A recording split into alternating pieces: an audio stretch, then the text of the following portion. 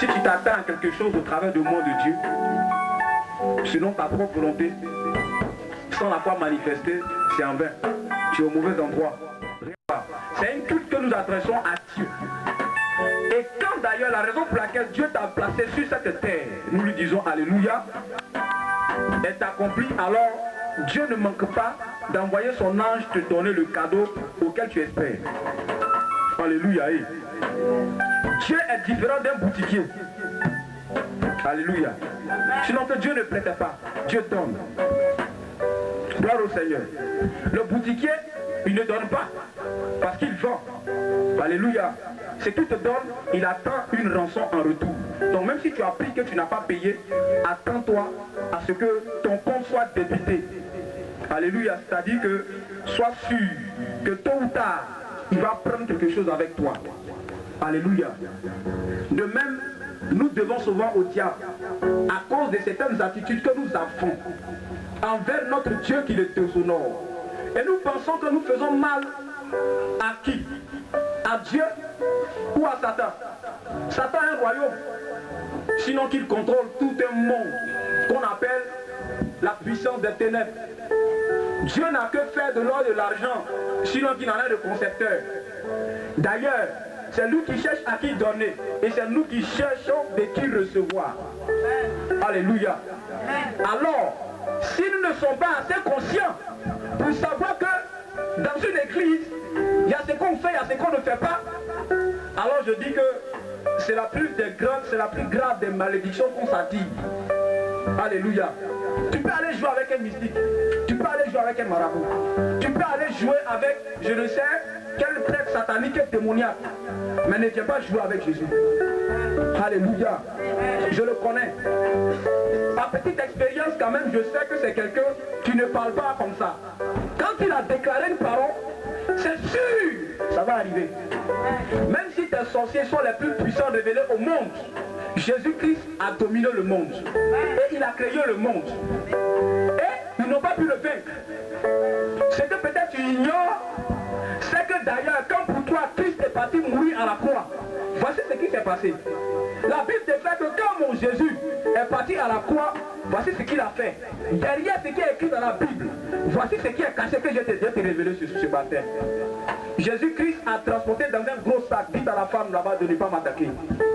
La Bible dit, Jésus-Christ a été transporté jusqu'au poteau de la croix. Mais avant d'être transporté jusqu'au poteau de la croix, qu'est-ce qui s'est passé? Lisez très bien. Jésus-Christ a vécu comme homme, toi et moi, sur la terre. N'est-ce pas? Son Père dans les cieux, comme notre Père, toi et moi, lui a fait des promesses. Alléluia. Il lui a promis la souveraineté sur toutes choses. Mais comment l'obtenir? Il y avait sa destinée qui était établie. La destinée c'est quoi? En faisant terre à terre, la destinée c'est le plan de ta vie qui a été tracé par Dieu avant que tu ne naisses. Point barre. Pour que ça s'accomplisse, il y a un parcours. Tu quittes un point A pour aller à un point O. Le parcours là, c'est ce que pour Jésus-Christ a été Gethsémané, de Gethsémané jusqu'à la croix. Mais regardez ce que Satan le diable a fait. Il a compris la révélation, la promesse que Dieu a donnée à Jésus-Christ, n'est-ce pas? D'être le maître suprême de l'univers. Par le biais de quoi? De ce qu'il serait crucifié à la croix. Mais avant la crucifixion, Jésus-Christ qui a appris que déjà voici le chemin par lequel il devait accéder à la gloire. Ça ne serait pas facile. Donc qu'est-ce qu'il commence à faire? Il se met à genoux et il commence à prier. Nous voulons acquérir toutes choses. Nous voulons l'abondance depuis le désert. Mais nous ne voulons pas prier. Nous ne voulons pas jeûner. On est là ce soir. J'adore l'impression qu'on nous force. C'est comme si on est venu dans un maquis, comme tout le monde est en train de boire. Il faut que peut-être, même s'il n'y a pas de bière sur ma table, il faut qu'il y ait une sucrerie. Alléluia. Je te dis la vérité. Gloire à Jésus. Il n'a pas choqué quelqu'un, s'il vous plaît. C'est cette impression que ça nous donne. Sinon qu'au royaume de Dieu. Le royaume de Dieu est puissance, gloire. La Bible dit que les paroles de l'Éternel sont oui et amen. Tout ce que sa main écrit, ses pieds marchent là-dessus. son cœur est grandement ému de compassion à notre égard. Pour que lorsque tu es dans le danger, Dieu envoie sa main vers toi pour te délivrer de tes ennemis.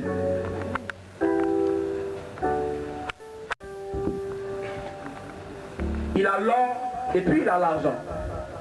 Il promet la gloire à Jésus-Christ. Jésus-Christ quitte le jardin des Oliviers. Il y avait une pierre, une grosse montagne, et oui, au pied de laquelle Jésus-Christ se mettait toujours à genoux pour prier. Alléluia. La Bible dit qu'un jour Jésus-Christ est en train de prier avant qu'on vienne le prendre pour aller le crucifier, n'est-ce pas? C'est là qu'il a dit avant que celui qui était en train d'annoncer aux gens qui ont vu ça, ce témoignage, c'était Jean-Jacques et Pierre, qu'il appelait tout le temps en train de lui pour accomplir quelque chose de particulier parmi les 12, parce que c'est ceux-là qui avaient l'oreille attentive. Alors, je vais dire à quelqu'un, ne venez pas dans l'église de façon passive, sinon, peut-être que tu es venu chercher un passeport, tu es venu pour un gain matériel ou financier.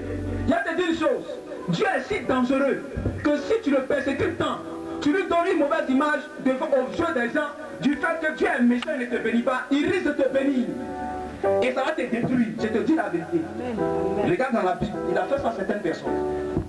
Il y a des gens qui tout de suite, si Dieu leur donne de l'eau, quelques minutes après, s'il y a le sec, ils maudissent Dieu. C'est des gens même naturellement, dans la relation d'homme à homme, ils ne sont pas reconnaissants. Et c'est eux d'ailleurs, s'ils t'ont donné seulement une aiguille, si tu n'as pas dit merci, ce jour-là peut-être qu'il y a eu quelque chose qui t'a distrait, tu n'as pas dit merci là. Je te dis que ta photo est devenue affiche dans tout le quartier. Mais vous allez voir que notre problème entre nous et Dieu qui fait qu'on n'arrive pas dans l'abondance, c'est un problème d'éducation d'abord. Qui se reflète dans notre caractère ensuite. Et troisièmement, qui nous pousse à poser des actions qui ne sont pas correspondantes à ce qu'on appelle la foi. Quelqu'un me suit? Amen. Je le prends. Je dis quoi? Je dis que notre problème aujourd'hui, qui fait que depuis celui qui est à l'étage là-bas, qui me coûte, ou qui est ici, qui m'entend, ton problème, qui fait que tu n'arrives pas à atteindre l'abondance, qui a un temps dans lequel, quand on vit, quand on est, on a tout à sa disposition. On en a tellement qu'on peut donner, continuer de donner et en toujours en avoir à sa disposition. C'est ça l'abondance. Quand vous prenez le désert s'identifie comme un lieu ou bien le moment dans la vie d'une personne où il n'y a plus rien. Il n'y a plus rien. Quand on dit il n'y a plus rien, on n'a pas dit seulement il n'y a pas de maison. Il peut ne même pas avoir même des amis ou parler même d'ennemis. Souvent même tu te demandes, toi-même là, est-ce que tu es utile? Il y a beaucoup qui se posent cette question. Il y a une personne ici, avant de la fin de l'année, tu es tombé gravement malade au point que tu voulais mourir. Mais aujourd'hui tu vis, tu es là. Tu t'es posé cette question. Si tu es là, fais comme ça.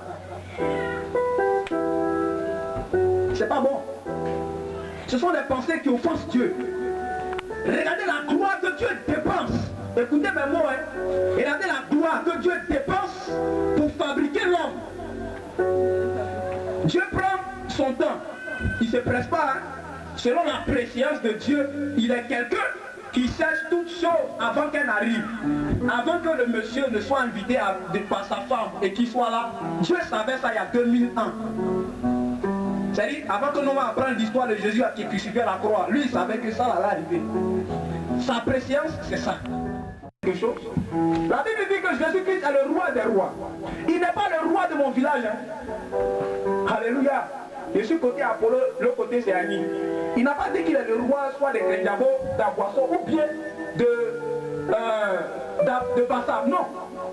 La Bible dit que Jésus-Christ est le roi des rois, fils né par adoption de l'esprit, co-héritier d'avec Christ et héritier de Dieu.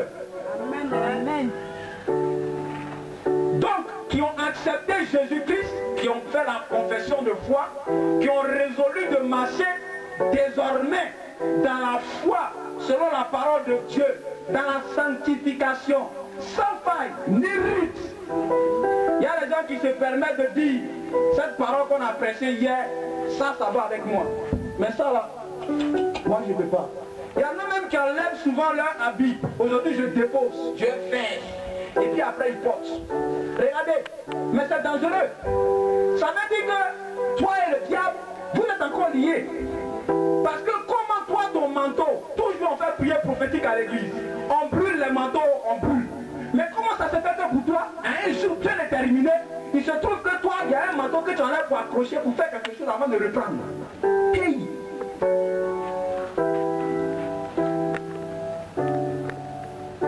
C'est-à-dire, même les couturiers, ils font ce qu'on appelle, souvent on court les chemises avec beaucoup de pagne. On appelle ça comment? Moussassa, non? Il y a ce vêtement dans le spirituel. Il y a des chrétiens qui portent ça. C'est-à-dire que leur vieille nature, là, il y a un peu, ils ont recollé les morceaux et puis il a cousu un manteau. Lui là, il est dangereux. Il est comme scorpion. Il y a pince ici, il y a pince là. Ça, c'est pour piquer la femme du pasteur. Ce qui est là-bas, là, ça c'est pour piquer le pasteur. Parce que quand le chef de l'armée est mort, l'armée se disperse. Maintenant, ce qui est là, vous savez c'est quoi? La pince qui est là, c'est contre lui-même, il ne sait pas. Il va penser quelque chose un jour. Il va savoir que c'était ça qui était la porte pour vivre dans sa gloire. Mais il y a des serpents dans l'église. Sinon, tu es serpent même de ta propre vie. Il y a un venin en toi, ton caractère. Et c'est ce caractère venimeux que Satan a communiqué à notre descendance en amenant Ève à connaître le péché depuis le jardin d'Éden. Ne m'en voulez pas si je n'ai pas encore fait un verset biblique. Alléluia. Je préfère me laisser conduire par Dieu. Gloire au Seigneur. Amen. Personne n'est distrait, vous me suivez? Amen. Ça va? Oui, ça va. Alléluia. Amen. Excusez-moi, nous ne parlons pas pour étaler nos connaissances. Mais nous faisons l'effort d'être quand même un pour dire aux gens ce que Dieu nous communique de dire. Sinon, je ne sais rien ou rien. Ce que je suis en train de te dire là, si tu me prends comme ça, comme une enveloppe, je ne connais rien, je ne peux rien te dire. Si ce n'est que venant du Très-Haut, que je reçois cette instruction, par l'intelligence qui est l'Esprit de Dieu pour te la dire, pour te la communiquer, afin que ça devienne pour toi une source d'inspiration et aussi de propulsation pour que tu puisses rentrer dans ta gloire. Les gens veulent qu'on leur dise aujourd'hui tu es béni, tu es béni, tu es béni. Mais nos pères nous ont enseigné que nous ne devons plus faire ça. Nous devons montrer le chemin par lequel nous devons accéder à la bénédiction. Amen. Et c'est ce que je suis en train de faire. Tu peux acclamer le Seigneur. Bouge quelqu'un à côté de toi, dis-lui que tu es réveillé. Ne dors pas. Alléluia. La parole est puissante, elle a encore sa valeur, elle n'est pas démoralisée. Non. On a eu la chance, sinon la grâce, selon la vie dans laquelle on se trouve en Christ, d'avoir de bons pères et de bonnes mères. Alléluia. Parce que ce qui sort de leur bouche, ce n'est pas des venins. On a l'impression que c'est un venin. Quand il y a un enfant, comment on appelle, il y a un mot souvent qu'on emploie. Les enfants qui ne sont pas dociles. C'est-à-dire que lui, quand tu lui parles, il sait que ce qu'il t'a dit c'est vrai, mais il n'aime pas, donc il ne réagit pas, il ne te dit pas, il garde dans son cœur. Il fait ce qu'il veut. Je vous dis, le meilleur conseil de l'homme qui est têtu, c'est ce qui lui arrive. Il y a des gens qui sont assis ici parce qu'ils sont têtus. On va beau prier. Ribaka au lait, rigra gros gré. Tu vas parler en langue que tu connais le meilleur au monde. Je vous assure, l'onction de Dieu peut quitter le trône de sa gloire, descendre et puis venir autour de la personne. La personne même peut tomber sur le poids de l'onction. Mais je vais vous dire une chose. Quand la parole que tu reçois dans ton cœur ne s'assoit pas sur ton cœur, comme une graine qui tombe dans une bonne terre, je vais te dire une chose. Voici ce qui se produit. Il y avait des gens qui sont allés semer quelque part, la Bible dit dans le Nouveau Testament, et puis ils ont jeté des grains sur des chemins rocailleux. Dans un endroit un peu sec, sableux, et dans une autre terre qui était fertile. Quand vous lisez, qu'est-ce qui s'est passé? Tous les grains qui sont tombés sur la terre où il s'était rempli de cailloux, tout est mort du coup. Parce que le soleil qui frappait même les pierres a chauffé même les grains. Maintenant, ce qui est tombé dans le sable a étouffé.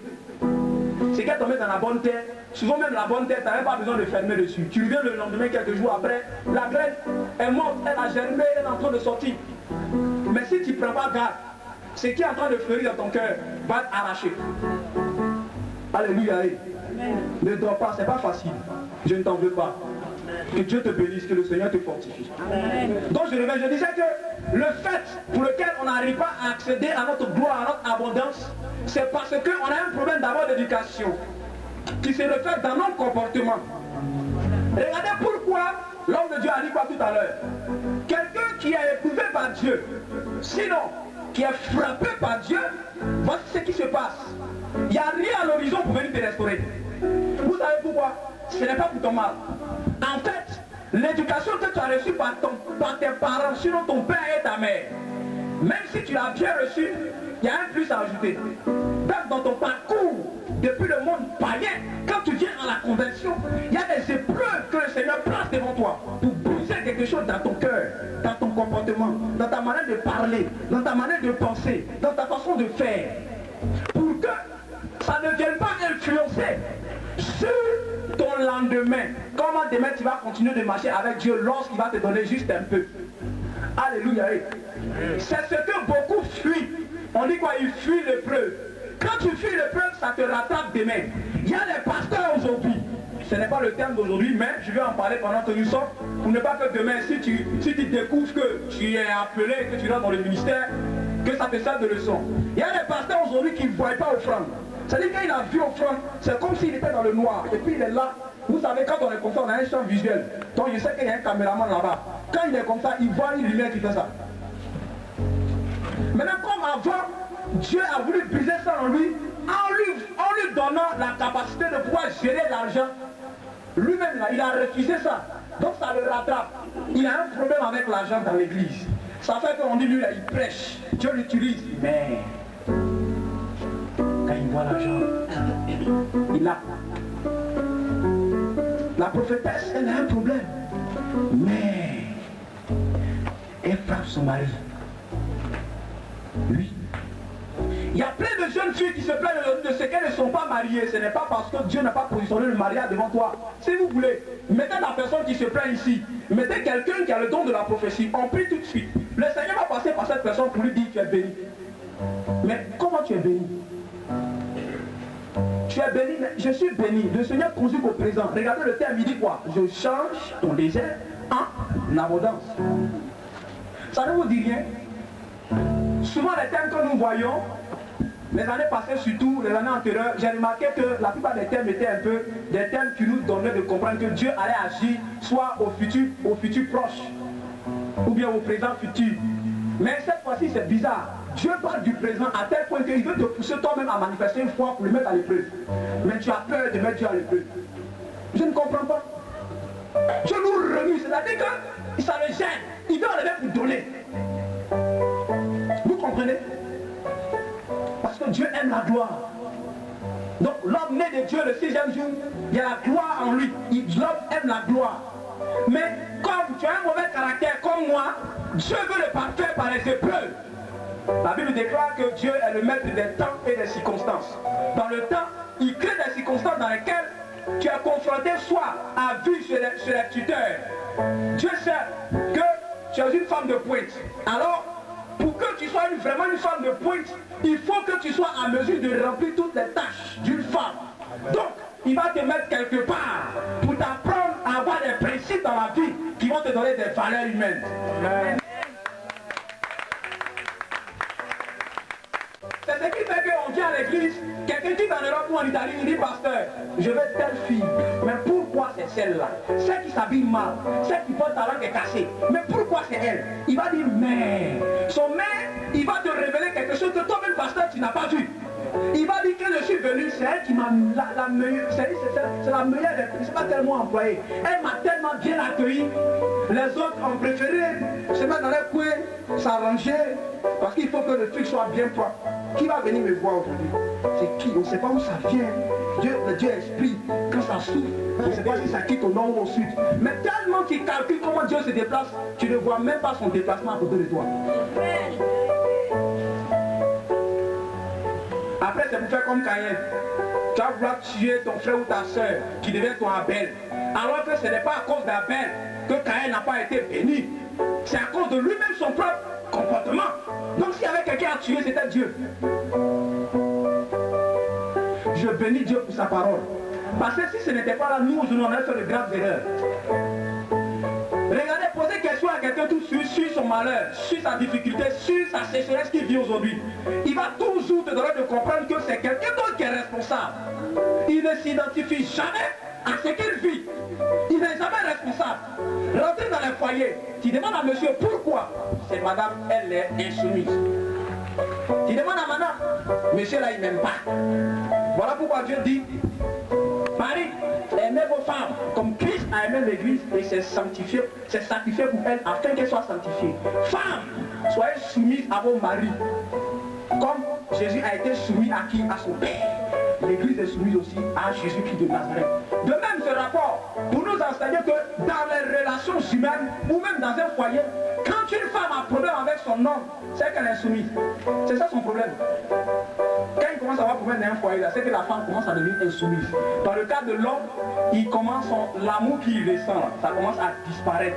Il n'aime plus véritablement. Alléluia. Amen. Et quand le diable crée un problème d'entretien de cette relation entre vous deux, entre l'homme et l'homme, ou entre l'homme et Dieu, c'est là qu'il commence à avoir un problème. La sécheresse naît. Le vide naît. Et quand le vide naît dans ta vie est informe, comme au début dans Genèse. La Bible dit que l'Esprit de Dieu se mouvait, il regardait et puis il voyait que la terre était vide et la terre était informe. Il y a un vide et puis il y a une informité qui est due à ton caractère. Une jeune fille se plaint à propos du fait que vivant dans une famille où c'est chez son tuteur et sa tutrice, elle se plaint qu'on la maltraite. Je dis ok, je suis d'accord avec ce que tu dis, mais explique-toi. Elle trouve que c'est elle qui fait tout dans la maison. Elle trouve que c'est elle qui fait tout dans la maison. Elle trouve que sa tutrice ou sa marade, je ne sais quoi, la maltraite. C'est toujours elle qui doit faire le sale boulot. Je lui ai dit, regarde, tu veux réussir dans la vie, ne vois jamais en mal ce que les gens te font en bien. Et là, est-ce que tu as compris ce que je suis en train de dire? La femme est en train de te forger, mais c'est Dieu qui l'utilise comme un instrument. Vous pensez que les instruments, c'est seulement les pasteurs? Non. La Bible déclare que le diable accomplit souvent les desseins de l'Éternel. Satan est un serviteur de Dieu. Mais sans faire l'œuvre de nous sommes serviteurs de Dieu en faisant l'œuvre de Dieu. Si tu n'as pas l'œuvre de Dieu en servant Dieu, tu es héritier de Satan. Tu n'es pas fils de Dieu. Tu n'es pas fille de Dieu. Amen. En d'autres termes, la Bible dit que tu es un enfant. Donc, malgré que Dieu est ton Père dans les cieux, il t'a promis un héritage colossal. Mais bizarrement, il se trouve que comme tu fais ce que le diable aime, ce n'est pas parce que toi tu aimes le diable, mais tes œuvres montrent que tu appartiens au diable, Satan le diable. Alléluia. Ça montre que tu lui appartiens. Et comme tu lui appartiens déjà, il y a ce qui se passe dans le monde spirituel que je vais vous expliquer. C'est comme il y a quelque chose qui est là, comme un arbre planté, un exemple. C'est comme un arbre planté, et ça c'est le camp du diable. Et toi tu es quelque part là où il y a l'ampoule. Comme il y a un lien entre vous deux, depuis ici, il peut te voler. Dieu dispose une grâce, il vient s'interposer, il prend. Dieu envoie l'argent, il s'interpose, il prend. Donc, vous voyez, de là-bas, jusqu'à l'arbre, c'est un parcours. Pour arriver à l'arbre là, c'est tout ça qu'on appelle ta destinée. Donc, le plan de Dieu, quand tu vas quitter là, pour arriver là-bas, en fait, avant d'arriver là-bas, là, tout ça là, c'est des épreuves. À chaque point, il y a des épreuves. Il y a des épreuves. Il y a des épreuves. Et puis, les épreuves de Dieu sont pointantes. Vous qui vivez l'épreuve qui ne finit jamais là, c'est pas Dieu. L'épreuve est pointante. Il y a des gens, tu leur poses question. Toujours ils sont dans l'épreuve. L'épreuve ne finit jamais. Dis-lui, pose-toi une question. Dis-lui, pose-toi une question. Qu'est-ce que j'ai fait pour mériter ça? C'est tout. Alléluia. Problème de caractère. Alors la Bible dit dans le livre de Genèse, chapitre 26, à partir du verset 1 au verset 30, on ne lira pas certainement, je vais lire une petite portion. Alléluia. Vous notez, vous allez lire ça à la maison. Mais le Seigneur va nous faire la grâce de découvrir quelque chose rapidement.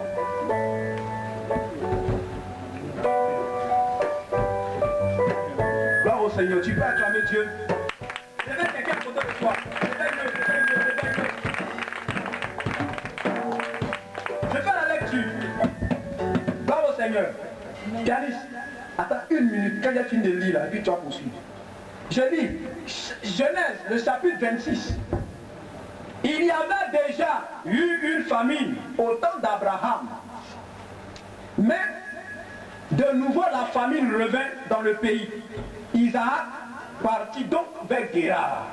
Dis Guérar avec moi. Guérar. Auprès d'Abimelech, roi des Philistins. Yahweh lui apparut et lui dit, ne va pas en Égypte, mais reste dans le pays que je t'indiquerai. Reste dans ce pays, je serai avec toi et je te bénirai. Je te donnerai tout ce pays à toi et à ta descendance. Car je veux tenir le serment que j'ai fait à ton père. Donc ce n'est pas une affaire d'aujourd'hui. À ton père.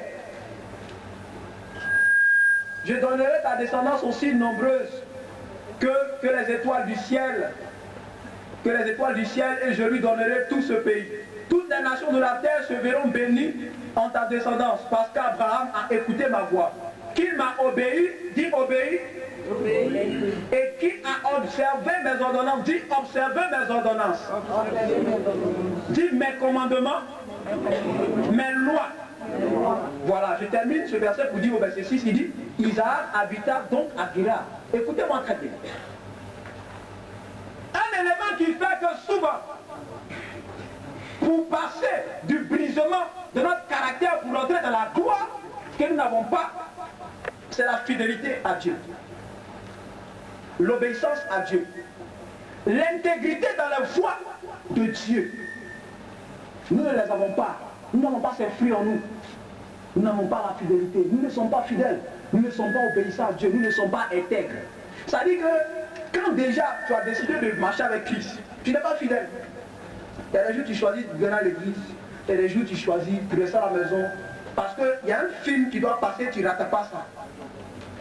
Mais l'ange qui a été envoyé par Dieu ce jour-là pour te bénir, là tu n'as pas cherché à comprendre. Ça dit que on veut comprendre les choses de Dieu qui sont spirituelles. On veut obtenir le matériel qui découle du spirituel sans être spirituel. Je ne comprends pas. C'est pas possible. Alléluia. Amen. On veut, comme une femme qui n'a rien fait, qui est arriviste, on vient trouver le plat est déjà cuit, puis c'est elle on mange. Dis à quelqu'un, ça ne marche pas. C'est fini. On ne fait plus ça. Alléluia. Amen. Ne recherchez plus à vivre sous le temps de la manne. Non, grâce à Dieu, demain je vais manger. Cherchez à manger de la part de Dieu avec le mérite. Cette année 2013 là, celui qui va vous prophétiser, grâce là, il vous ment. Si tu n'as pas travaillé cette année, tu ne recevras rien. Amen. Je te dis la vérité. Va ailleurs.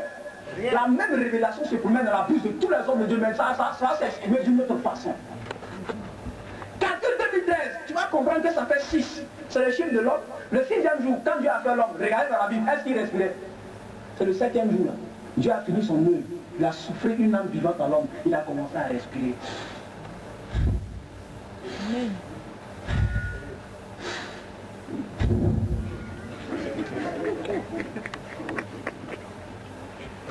On ne recherche pas les choses de Dieu. Et puis on veut que notre vie soit un témoignage aux yeux des hommes que Dieu est puissant. C'est faux. Tu te mens à toi-même, tu te séduis toi-même. Parce que quand tu auras, c'est toi qui vas te faire voir pour être glorieux. Dieu va tirer quel profit? Alléluia. Amen. Pourquoi d'ailleurs tu n'acceptes pas que ton frère prenne ton enfant pour le scolariser? On a peur. Demain il va dire quoi? C'est mon oncle qui s'occupait de moi et non mon père. Donc, je m'occupe de mon oncle. Vous voyez, non? Donc Dieu recherche la gloire avec toi. La gloire de Dieu passe par toi cette année. Dis-le avec fermeté. La gloire de Dieu passe par moi cette année. Alors l'abondance pour la gloire c'est quoi? Dieu dit à Isaac, au temps où il y avait eu la famine à nouveau, comme au temps de son père Abraham qui est mort, Isaac décide de retourner en Égypte parce que là-bas il y avait l'abondance. Il se retrouve dans une ville qu'on appelle Guéra. Le chef de là-bas, le roi s'appelle Abimelech. N'est-ce pas? Un pays, plutôt un pays. Le roi de ce pays s'appelait Abimelech. Alors, dans ce pays, il se trouve qu'il y a la famine. La famine qui est un temps dans lequel où il n'y a pas d'eau, il n'y a rien. Alléluia. Lui, Isaac, descendant d'Abraham. D'après les gens aujourd'hui, chez nous, à Bobo Babatien, lui va vivre dans la famine. Et d'après nous-mêmes, les gens ont dit quoi? Alléluia. Je retourne en Égypte. C'est pensé ou bien? Dieu se révèle à lui, il dit tu ne bouges pas. Dis tu ne bouges pas. Ne bouge pas. Non, dis-le fermement, dis tu ne bouges pas. Réveille celui qui est à côté de toi, dis-lui tu ne bouges pas. Ne bouge pas. Reste dans la famine. Reste dans la sécheresse. D'ailleurs, la valeur de Dieu se fait voir lorsqu'il y a des difficultés, mais affronte-les.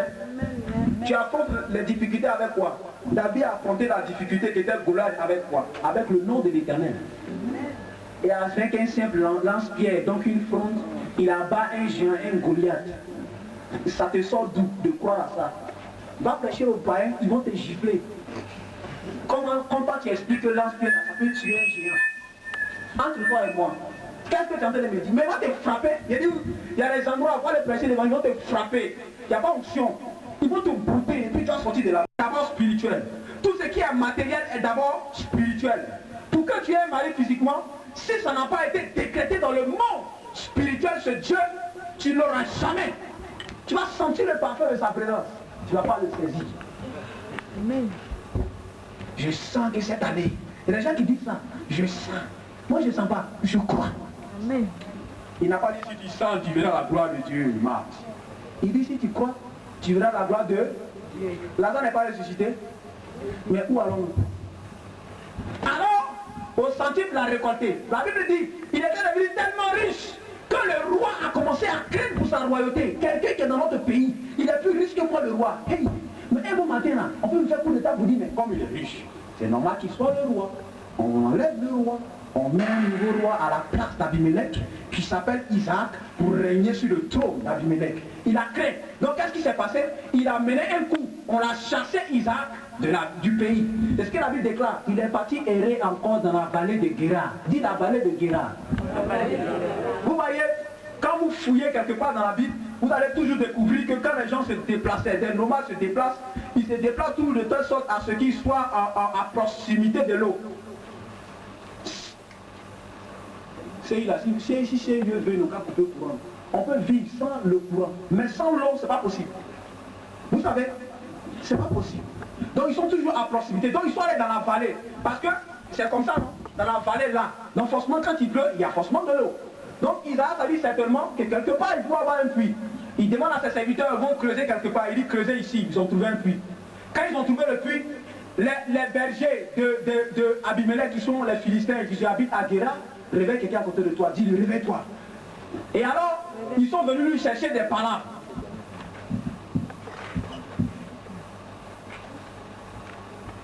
La Bible dit qu'ils sont venus chercher des querelles à Isaac. Et ces bergers, à qui il a dit de creuser quelque part, il a dit simplement creuser, ils ont creusé, ils sont tombés sur un puits. Donc, il y a eu palabre, n'est-ce pas? Mais à ce niveau, ce palabre était seulement verbal, ce n'était pas physique. Ils ont fait palabre et Isaac a dit non, laissez tomber. Ils ont laissé tomber. Ils sont allés quelque part un peu plus loin. Il a dit à ses serviteurs, creusez ici. La Bible déclare, ils sont creusés encore, ils sont tombés sur un autre puits. Mais ça ne veut dire rien. Quelqu'un qui dit creuser ici, en même temps qu'on creuse, on tombe sur un puits. Et puis bizarrement, la Bible précise là-bas que chaque puits sur lequel il tombait, c'était un puits qui avait été créé au temps de son père Abraham, qui avait été bouché par la poussière de la terre. Donc, qui avait peut-être ce niveau-là. Donc, on ne peut pas savoir qu'il y avait un puits là. Mais bizarrement, quand Isaac indique un endroit qu'on creuse, on tombe sur un puits. Dit mystère. Hein? Vous voyez, quand on est fidèle, obéissant et puis intègre à Dieu, vous voyez ce qui se passe dans notre vie. l'Esprit de Dieu lui-même nous conduit dans ses verts pâturages. C'est pas ce qu'il dit. Dans ses verts pâturages, c'est déjà préparé pour toi. Tu n'étais même pas né, tu vas tomber dessus. Là où les autres vont dire j'échoue, tu rentres tu réussiras. C'est bizarre. On demande peut-être 5 personnes parmi 100 à un concours ou pour une sélection pour faire quelque chose de meilleur. Tu regardes, tu n'as même pas le profil. Mais je te dis la vérité, avec la foi, nous ferons des exploits. Amen. Alléluia. L'abondance est possible, même depuis la sécheresse. Parce que la sécheresse n'est pas une fin en soi. Au contraire, c'est une preuve que Dieu est avec toi. Il dit dans le désert, il dit quoi? Il dit dans la sécheresse, il dit à Isaac, si seulement tu obéis à mes lois, si tu respectes mes commandements, mes préceptes, comme ton père Abraham a obéi, je serai avec toi comme j'ai été avec ton père. Alléluia. La manière dont Dieu est avec le Fils, si il est avec le Fils comme il a été avec le Père, et si la vie du Père était glorieuse, que le Fils ne s'inquiète pas. Je te dis la vérité. Si ton père a été un idolâtre, et puis Dieu a été avec lui, à le frapper, à le frapper, à le frapper, et Dieu te dit c'est de la même façon qu'il sera avec toi, il faut commencer à avoir peur. Mais si c'est quelqu'un qui a fait des exploits avec Dieu, qui a été riche, fort riche, par la puissance, la présence de Dieu auprès de lui, que Dieu te dit ainsi, si tu fais pareil que ton père, je te ferai la même chose que lui, je serai avec toi, réjouis-toi seulement. Parce que selon Ésaïe 54, verset 17, il dit, toute âme vengée contre toi sera sans effet. C'est-à-dire que tu n'as aucun effort à fournir. Puis il fait contre toi, et il ne t'atteigne pas. Tu ne fournis aucun effet. Maintenant où tu vas fournir effet, il dit quoi? Il dit toute langue par la suite, toute langue qui s'élèvera en justice contre toi, tu la condamneras. Là, Dieu t'amène à agir. Donc, pour rentrer même dans ton abondance, il y a ta participation. Dieu a son reste à faire. Mais toi, tu as ta participation. Ta participation, c'est quoi? C'est de rechercher les vertus de l'Esprit de Dieu. Les vertus de l'Esprit de Dieu, c'est quoi? C'est la bonté, c'est le pardon, c'est la maîtrise de soi, c'est la bénignité, c'est l'acceptation de l'autre, c'est l'amour qui comble tout le reste. Je dis que j'aime, mais je critique mon frère et ma soeur. Je dis que j'aime, mais je ne suis pas capable de faire ce qui est bien à l'autre ou à l'un. Que ta grâce se trouve en Chine, peu importe à quel point cardinal de la vie du monde, Dieu ordonnera à cette bénédiction de venir s'attacher à toi. C'est ce qu'il a dit à Josué. Si tu obéis à mes préceptes et à mes commandements, j'ordonnerai à la bénédiction de te suivre. Alléluia. Amen. À toi. Tu as là un bon matin. La bénédiction vient. Dieu dit, j'ordonnerai à la bénédiction. Donc quand Dieu parle de la bénédiction, il s'adresse à la bénédiction comme à un homme qui est né. Dieu lui ordonne. Viens frapper à ta porte. Mademoiselle. Oui. Vous appelez comment? Je t'identifie. Dis-moi. Aujourd'hui, tu as réussi à ton concours. Aujourd'hui, tu te maries. Aujourd'hui, tu as obtenu la promotion. Aujourd'hui, tu obtiens ta délivrance. Aujourd'hui, ceci, aujourd'hui, cela. Parce que le décret a été fixé dans le ciel. Peu importe ce que le diable a dit sur toi, peu importe ce que ta famille a produit dans les adorations, je te dis la vérité. Dieu maudit comment on appelle les pères, la descendance des enfants sur 4 générations. Mais il dit, il bénit jusqu'à combien de générations? Jusqu'à combien? Combien? 1000. Lisez avec moi. 1000. C'est pas ça? Non.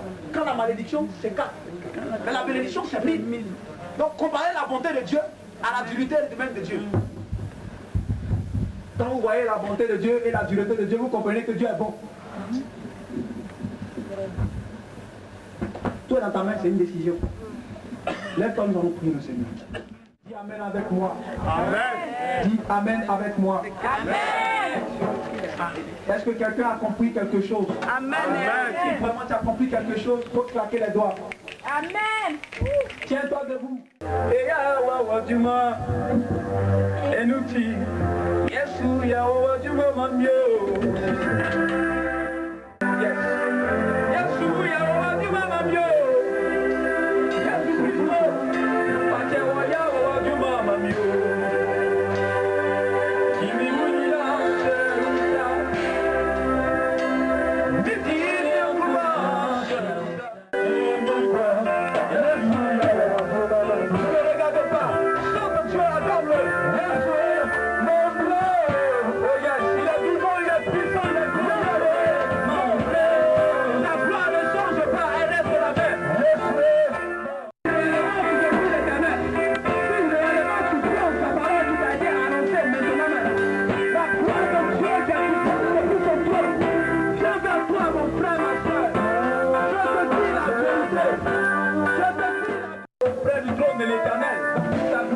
déclare que le Seigneur descendait dans cette louange pour se glorifier. Beaucoup étaient en extase tout à l'heure, qui traînaient par terre et Dieu était dans la joie. Venez ici. Le Seigneur veut vous donner un cadeau. Venez tout de suite. Ne vous faites pas prier. Tous ceux qui ont dansé, qui sont traînés ici, là, je veux vous voir maintenant. Venez rapidement. N'ayez pas honte, venez rapidement. Rapidement, rapidement.